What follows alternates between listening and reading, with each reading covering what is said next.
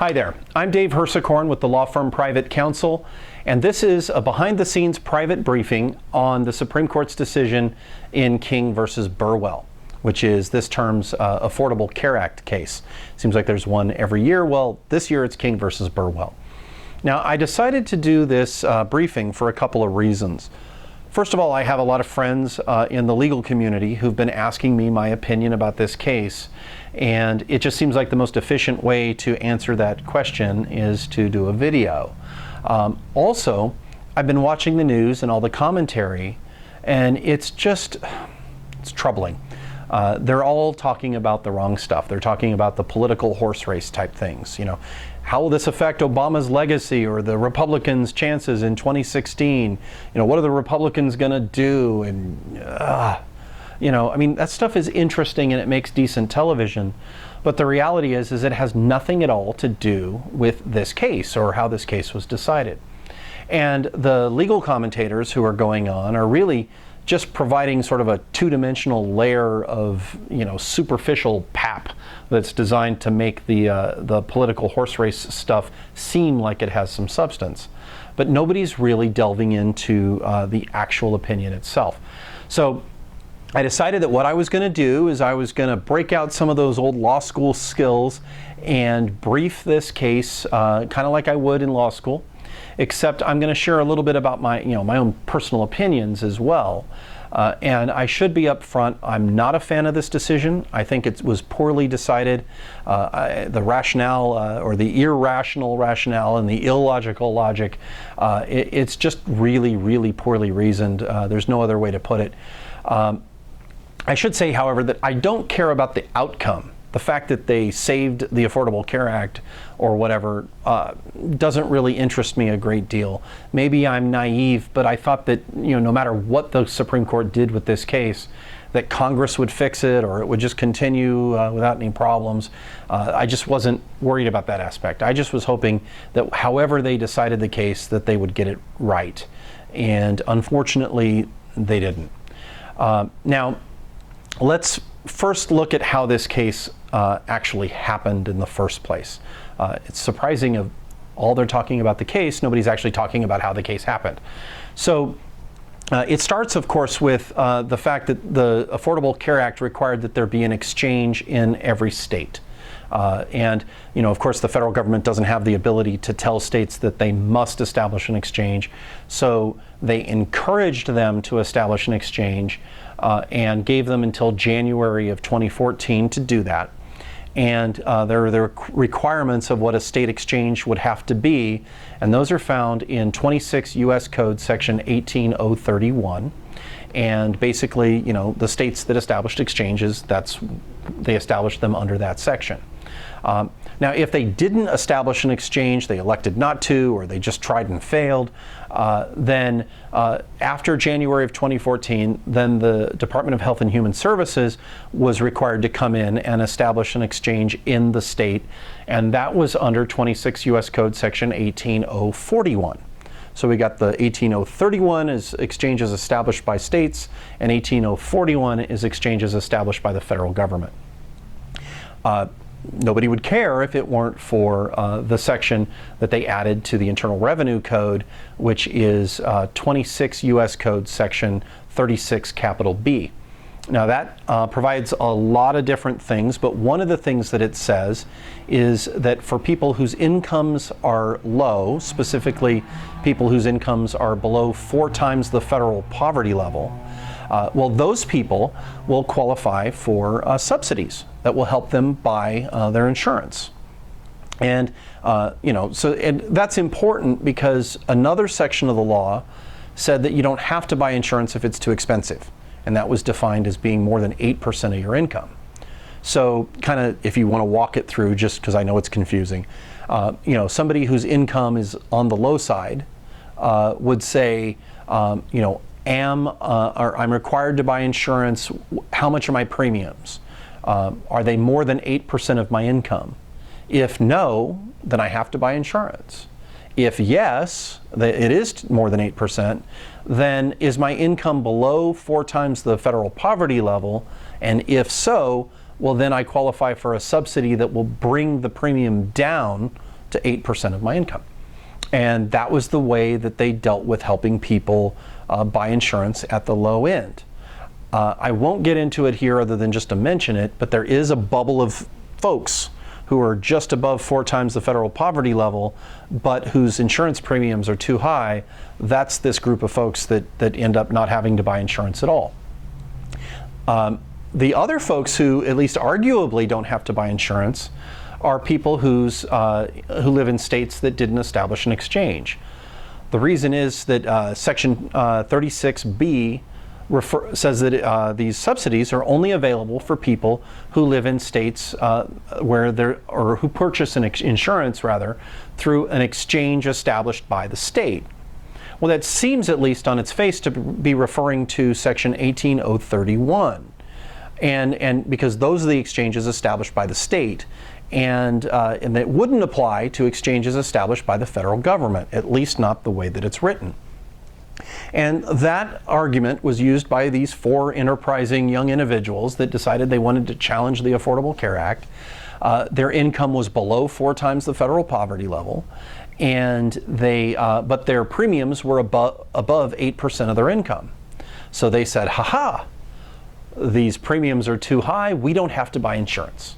And the federal government said, no, you do, because we actually fixed that problem through a regulation, and that regulation is found in 26 Code of Federal Regulations, Section 1.36B-2.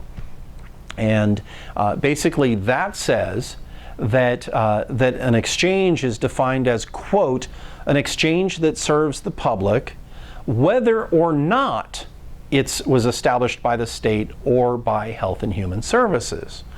And so they actually took the 36B of the Internal Revenue Code that says an exchange established by the state, and they changed it so that it's in the regulations, it says regardless whether it was established by the state or by HHS. Now, the people who didn't want to buy insurance said you can't do that. The IRS doesn't have the ability to pass regulations that alter the statute that way. And the IRS said, well, yeah, we do. And when that happens, of course, there's a lawsuit, and the lawsuit makes its way to the Supreme Court, and that's what happened in this case. So the issue in this case was whether or not the IRS had the rulemaking ability to pass a regulation interpreting the statute. All of the news is talking about what does a statute mean, and certainly that's important. You can't decide the actual question without answering what does a statute mean.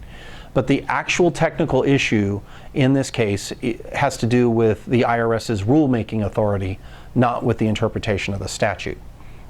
And that's how it was briefed, that's how it was presented, that's how it was argued. Does the IRS have this power? Now, Chief Justice Roberts, in his opinion, actually, like he did in the Sebelius decision, he just came up with a different rationale and said, well, no, it's not about the power. We're just going to treat this statute as if it's ambiguous, and we're going to solve it that way. Now, this is important because, and there's these rules of statutory construction, and, there's for every rule there's a counter rule, and of course there's no hard and fast rules, but there's at least common sense ought to apply. And one of the common sense rules of statutory construction is that if you can read something without it being ambiguous and it makes sense, well then you shouldn't treat it as if it's ambiguous, and that you don't bring in extrinsic evidence or external factors in order to pretend that something's ambiguous when it's not. And so if you took that approach, this case is a no-brainer. I mean, you've got the statute that says an exchange established by the state. And there's, again, these 2 types of exchanges, the 18031 exchanges established by the state and 18041 exchanges established by the federal government. An exchange established by the state appears on its face to be referring to those 18031 exchanges established by the state and not referring to the 18041 exchanges established by the federal government. Should be pretty simple. But what Chief Justice Roberts does in his opinion is he actually says, well, yeah, but the problem is that if we look at how exchange established by the state and the definition of an exchange and all these other statutes, well, it just starts to not make sense. He says, for example, that the definition of an exchange refers to section 18031. It says an exchange is an exchange established under 18031. And if the federal government established exchanges under 18041, well then that must mean that the federal government exchanges aren't even exchanges. They don't fall within the definition of an exchange. And well, that's horrible.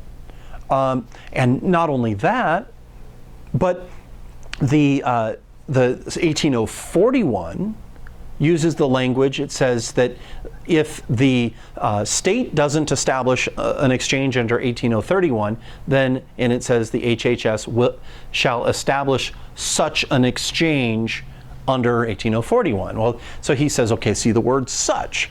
When we say such an exchange, then we're saying such is the same kind of exchange. So when you establish an exchange under 18041, you're establishing the same kind of exchange that's under 18031. I know there's a lot of statutes, but so when the federal government establishes an exchange, it's the same kind of exchange that's established by the state, right? And so he says if we put all these things together, it basically we're left with a statute, a rule that's impossible to interpret. And so the more reasonable interpretation is to say that, well, the 18041 exchanges are identical to the 18031 exchanges, and every time the Affordable Care Act uses the phrase exchange established by the state, that what it really means is exchange, which is defined as an exchange created under 18031 or 18041. That's a lot of rationalizing, but it's all unnecessary. It doesn't make sense. First of all, the phrase exchange established by the state is different from the phrase exchange. So yes, when a federal government under 18041 establishes such an exchange, then yes, it's the same kind of exchange that a state would establish, right? It's exactly the same kind of exchange. That doesn't mean that it has the same, so in other words, it's the same character, but it's not the same origin. Let me give you, I guess, an analogy. If I said that, well, if you don't have a baseball glove for baseball practice, or start over. I want you to go to Big Five Sporting Goods, and I want you to, buy a baseball glove from Big Five Sporting Goods. But if Big Five Sporting Goods is out, then I want you to go to Sport Chalet and purchase such a glove from Sport Chalet, right? Well, the idea is that, just because the glove, it's the same kind of glove, but by saying such a glove, that doesn't mean that suddenly Sport Chalet's gloves are from Big Five. There's a difference between the character of the thing, a baseball glove, and the origin of the thing, Big Five versus Sport Chalet. But Chief Justice Roberts just completely ignores that. And he basically says that when the federal government establishes an exchange, that it is the same, not only character, but the same origin as an exchange that's established by the state under 18031.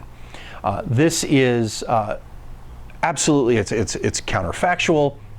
It's illogical. What they should have done, if there were problems, and arguably there are problems of interpretation, but they're solvable without doing damage to the rest of the statute.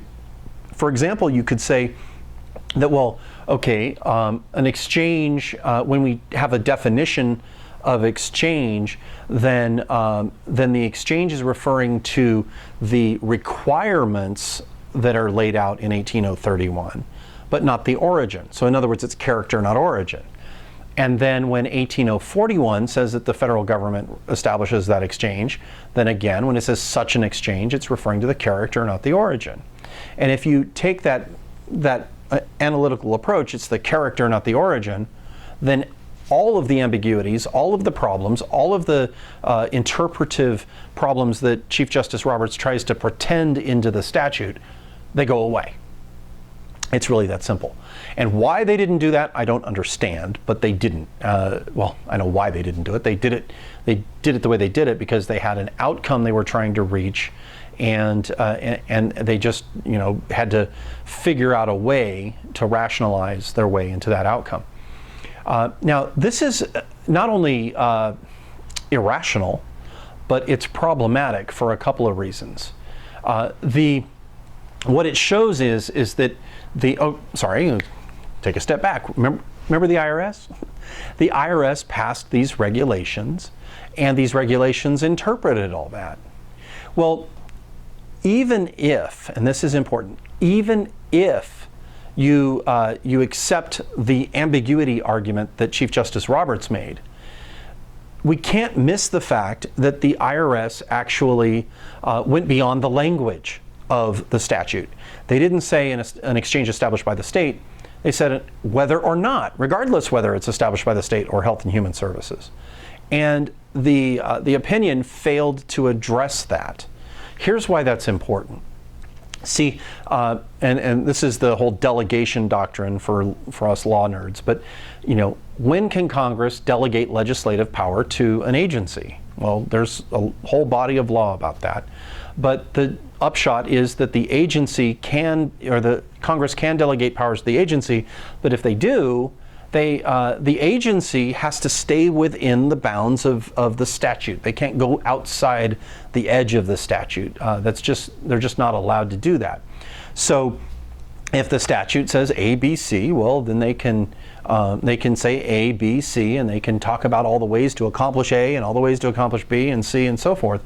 But they can't bring D, E, and F in. The agencies just can't do that. That is a legislative act, and the legislative acts can only be done by Congress. And so when, in this case, when the IRS says that the phrase exchange established by the state, when they say that that actually means exchange regardless whether it's established by the state or by the federal government, well, now they're legislating. They're actually delegislating. They're taking the language established by the state and saying that as a matter of regulatory policy, it has no impact. It has no effect. And if they do that, well, that is legislating. And by upholding that, regardless of whether they do it through ambiguity or any other means, they are fundamentally altering the delegation doctrine, and they're allowing and expanding the IRS's use of legislative powers in the regulatory or the rulemaking process. This has enormous impacts going forward, particularly in the tax field. I don't know if everyone understands how these taxes work, but the way that tax controversy stuff works is that, I as an attorney will give tax advice to a client. Say, you can do this, and you can rely on my opinion. And many times, the IRS has a regulation floating around out there, or something short of a regulation, and my advice to my client is that the regulation is wrong. That Congress has created a statute, and this statute controls, and Congress has gone outside the bounds of the statute, and so we can actually safely ignore Congress's regulations and rely instead on the statute. Now, that doesn't mean we always win, right? But it impacts a lot of things. It impacts whether or not my client has to pay penalties. Because if it's reasonable, at least, that we rely on the statute instead of the regulation, if that's reasonable, then we can get out of the interest and the penalties, or penalties rather, not interest, but we can't be penalized for that because it's a reasonable interpretation. And we've always been able to rely on this notion that Congress, or that when Congress sets the bounds, that the IRS can't go outside that. But now they can. They can fundamentally alter the statute. And if they can do that, well, then that means that we can no longer rely on the idea that the IRS is bound by those statutes, which means that we can no longer rely on all of the fundamental principles that we've used in giving tax advice. The Chief Justice of the Supreme Court, Chief Justice of the United States, just literally took the delegation doctrine and shredded it, and took the fundamental basis that we use for all tax advice and threw it out the window. And he did it unnecessarily to save a law that probably didn't even need saving, to be honest with you. And that's my big problem with this case, is that, if logic or reason compelled this result, then fine. But why take decades and decades of precedent that basically established the entire framework for the federal government and how Congress interacts with all the agencies? Why take that and destroy it for this? Now, you may think that this is, the sky is falling, I'm overreacting, but the reality is that this is the first crack in the dike. This is the beginnings of of something that will mushroom if we don't, or will expand if we don't stop it, or if the court doesn't stop it. This is a really big deal, because this case will lead to the next, that will lead to the next, but we really have to.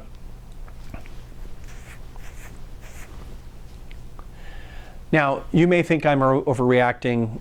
Maybe I am a little bit, but the reality is that this is the first step down a long road towards a destruction of the separation of powers, what is left of the separation of powers that we see in the delegation doctrine. And I truly believe that this opinion did far more damage to the Republic than anything that it did to save the Affordable Care Act. And we really, we can maybe be happy that people can have health insurance, but I don't know that we can be happy for what they did to the separation of powers, the Constitution, and the future of our Republic. So anyway, kind of a sobering day, and I hope this I hope this helped. I hope it's food for thought. And certainly, if you have any comments, if you think I'm right, if you think I'm wrong, if you think I'm crazy, please let me know in the comments. I'd be glad to hear what you have to say. All right. Thanks for listening. Thanks for watching. Take care.